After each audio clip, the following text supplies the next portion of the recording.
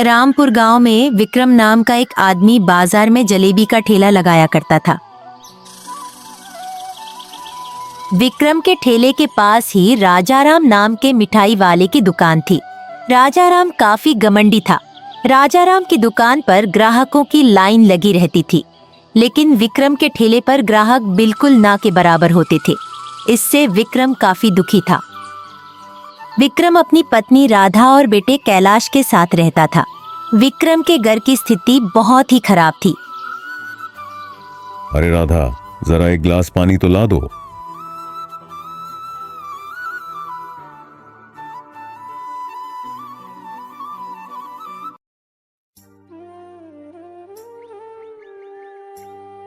लगता है आज भी आप बिना ग्राहकी के ही घर आ गए हैं। हाँ, लेकिन तुम्हें कैसे पता चला? मैं सब जानती हूँ, आपका तो ये रोज का ही है। मैंने आपको 1000 बार बोला है, आप मुखिया जी के यहाँ काम कर लो, लेकिन तुम तो मानते ही नहीं हो।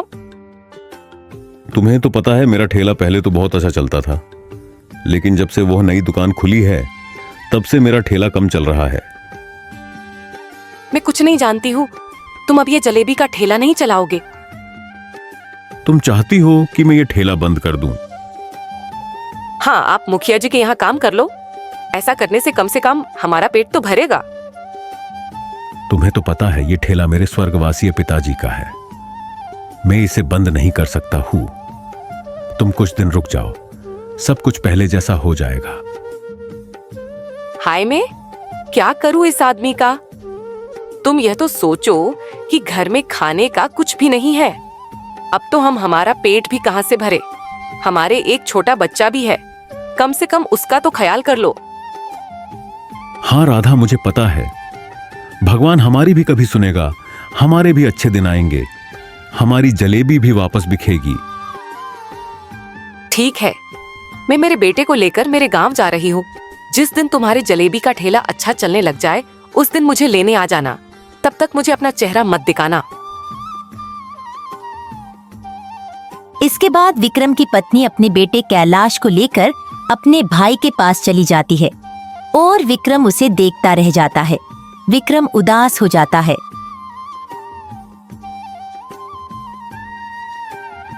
अगले दिन विक्रम सामान लेने के लिए घर से बाहर जाता है।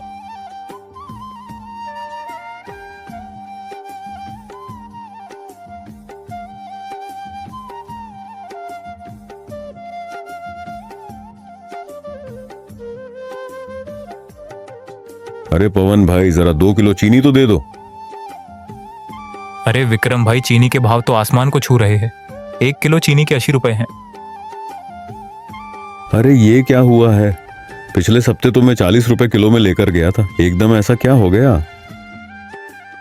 क्या करे विक्रम भाई, लेकिन विक्रम भाई आप मेरे पुराने ग्राहक हो, इसीलिए मेरे पास कुछ मिलावटी चीनी रखी हुई है। आप कहे तो वो मैं आपको दे दूं, आपको सही दाम लगा दूंगा। नहीं पवन भाई, मैं मेरे ग्राहक को धोखा नहीं दे सकता। ग्राहक भगवान है मेरे लिए। मैं कोई भी खराब चीज का प्रयोग करके मेरे ग्राहक को धोखा नहीं दे सकता। ठीक है विक्रम भाई, मुझे पता था आप मिलावटी चीनी नहीं लेंगे, लेकिन आप मुनाफा नहीं कमाओगे तो घर का खर्च कैसे निकालते हो? मैं तो आपके भले के लिए बोल रहा था। आप ऐसा करें, आप मुझे 2 किलो अच्छी वाली चीनी दे दीजिए। मैं जानता हूं आप अपने लोगों के साथ गपला नहीं करोगे। कुछ समय बाद वहां पर राजाराम और उसका नौकर कालू वहां पर आता है। अरे पवन भाई, चीनी के भाव क्या चल रहे हैं? 80 रुपए किलो भाई। पवन भाई, आप तो ऐसा करो, आपके पास वो मिलावटी चीनी है जो मैं पिछले हफ्ते लेकर गया था। हाँ है। आप 5 किलो वो मिलावटी चीनी दे दीजिए। क्या है पवन भाई, मैं इतना अमीर नहीं हूं जो लोगों को अच्छी वाली चीनी में जलेबी दे सकूं। हमें पूरे दिन दुकान में मक्खियां नहीं मारनी है। यह बात वह विक्रम को देखकर बोलता है। वह विक्रम को ताना मारता है। राजाराम भाई, भले आप कुछ भी कहो, मगर मैं मेरे ग्राहकों को धोखा नहीं दे सकता हूं। मैं उन्हें मिलावटी चीनी से बनी जलेबी नहीं खिला सकता हूं। राजाराम और उसका नौकर कालू विक्रम के मजे लेते हैं और उसके बाद वह दोनों वहां से चले जाते हैं। कुछ समय बाद विक्रम भी वहां से चला जाता है।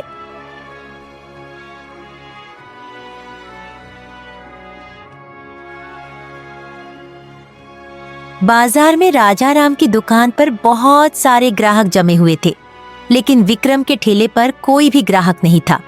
इससे विक्रम उदास हो जाता है। हे भगवान, राजाराम के मिलावटी चीनी का इस्तेमाल करने पर भी उसकी दुकान पर इतने लोग हैं और मैंने अच्छी चीनी का इस्तेमाल किया तो भी मेरे ठेले पर कोई नहीं है। हे भगवान, अब मैं क्या करूं? तभी एक साधु बाबा विक्रम के ठेले के पास आते हैं और वह विक्रम को बोलते हैं, बेटा क्या हुआ है? तुम परेशान हो, तुम्हें क्या हुआ है? नहीं साधु बाबा, ऐसा कुछ नहीं है। कुछ तो हुआ है बेटा, बता भी दो, क्या पता मैं कुछ तुम्हारी मदद कर सकूं।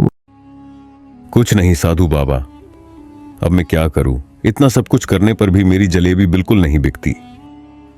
बेटा जीवन में कुछ अच्छा होने के लिए कुछ बुरा होना भी जरूरी है, तुम मुझे बात तो बताओ। इसके बाद विक्रम अपनी सारी बात साधु बाबा को बता देता है कि कैसे उसकी पत्नी उसके गांव चली गई और कैसे राजाराम और उसके नौकर ने किराने की दुकान पर उसके मजे लिए और उसके मिलावटी चीनी का इस्तेमाल करने पर भी उसकी दुकान पर इतने सारे ग्राहक हैं और उसकी दुकान पर कोई भी ग्राहक नहीं है। साधु बाबा विक्रम को एक मसाले की एक डिबिया देते हैं। तुम ये ले लो बेटा, इसे अपने पास रख लो। ये क्या साधु बाबा, मैं इस छोटी सी डिबिया का क्या करूंगा? बेटा ये कोई साधारण डिबिया नहीं है, ये जादुई मसाला है। तुम जब जलेबी बनाओ तब ये मसाला तुम अपनी जलेबी में डाल देना। इससे फिर क्या होगा बाबा जी? इससे जो भी तुम्हारे ठेले पर आएगा फिर वह वापस कहीं नहीं जाएगा। लेकिन एक बात का ध्यान रखना बेटा, अगर कोई गलत आदमी इसका इस्तेमाल करेगा तो इसका असर उल्टा हो जाएगा। इसके बाद साधु बाबा वहां से चले जाते हैं।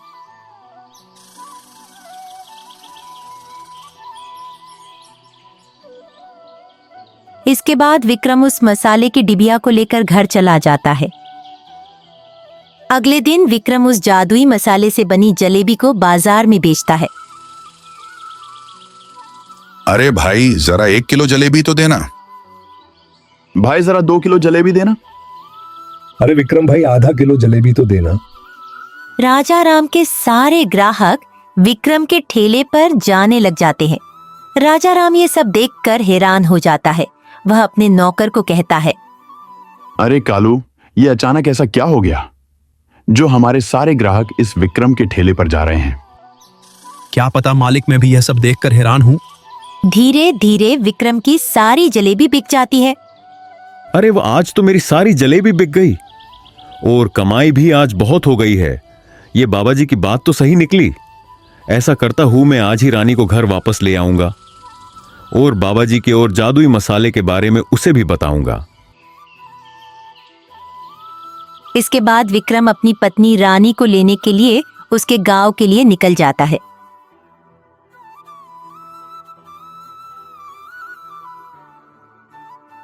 अरे राधा, घर पर हो? जरा बाहर आओ। हाँ, आती हो। तुम क्यों चिल्ला रहे हो? मैंने तुम्हें क्या कहा था? जब तक तुम पैसे नहीं कमा लेते हो तब तक मुझे लेने मत आना। ये देखो रानी, पैसे ये सब मैंने कमाए हैं। क्या ये सब तुमने कमाए हैं या फिर तुमने कहीं पर डाका डाला है? ये सब मैंने अपने ठेले से कमाए हैं। क्या तुम सच बोल रहे हो? ये चमत्कार कैसे हुआ? ये सब उस जादुई मसाले के कारण हुआ है। क्या जादुई मसाला? क्या बोल रहे हो तुम? ये सब मैं तुम्हें घर पर बताता हूँ, पहले तुम घर चलो। ठीक है, मैं अपने बेटे कैलाश को लेकर आती हूँ। विक्रम अपनी पत्नी और अपने बेटे कैलाश को लेकर चला जाता है। विक्रम अपनी पत्नी रानी को बाबा जी और उस जादुई मसाले के बारे में सब कुछ बताता है। अगले दिन विक्रम किराने की दुकान पर चीनी लेने जाता है। राजाराम और उसका नौकर कालू भी किराने की दुकान पर थे। अरे पवन भाई, जरा 10 किलो चीनी तो देना। क्या बात है विक्रम भाई, आजकल ग्राहकी बहुत अच्छी चल रही है। सब भगवान की दया है। चलो अच्छा है। ये सब राजाराम और उसका नौकर कालू दोनों देख रहे थे। अरे कालू, देखा तूने जो विक्रम पहले 2 किलो चीनी लेता था, वो आज एक ही साथ 10 किलो चीनी ले रहा है। ऐसा इसके हाथ क्या लग गया है? मुझे तो मालिक पहले से ही दाल में कुछ काला लग रहा है। अगर ऐसा ही चलता रहा तो हमारी दुकान बंद हो जाएगी। तू कुछ पता लगा जरा ऐसा? इसके पास क्या है? ठीक है मालिक, मैं देखता हूँ।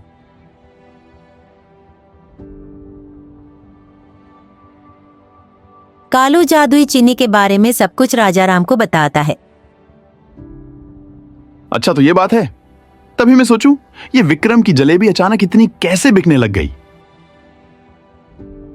राजाराम और उसका नौकर कालू दोनों मिलकर विक्रम के घर से वह जादुई मसाला चुरा लेते हैं, लेकिन उन्हें पता नहीं था कि विक्रम उन्हें देख रहा था। विक्रम भी उन्हें कुछ नहीं बोलता। अगले दिन राजाराम और उसका नौकर उस जादुई मसाले को डालकर जलेबी बनाते हैं, लेकिन उनकी सारी जलेबी खराब हो जाती है। इससे राजाराम को काफी नुकसान हो जाता है। राजाराम अपने नौकर कालू पर गुस्सा होता है और उसे बोलता है, अरे ये क्या हो रहा है? अरे तू ये कौन सा मसाला लेकर आ गया जिससे मेरी सारी जलेबी खराब हो गई? हे भगवान, ये विक्रम कम था जो तू और आ गया मूर्ख। तूने मेरा इतना नुकसान करवा दिया। चला जा यहां से।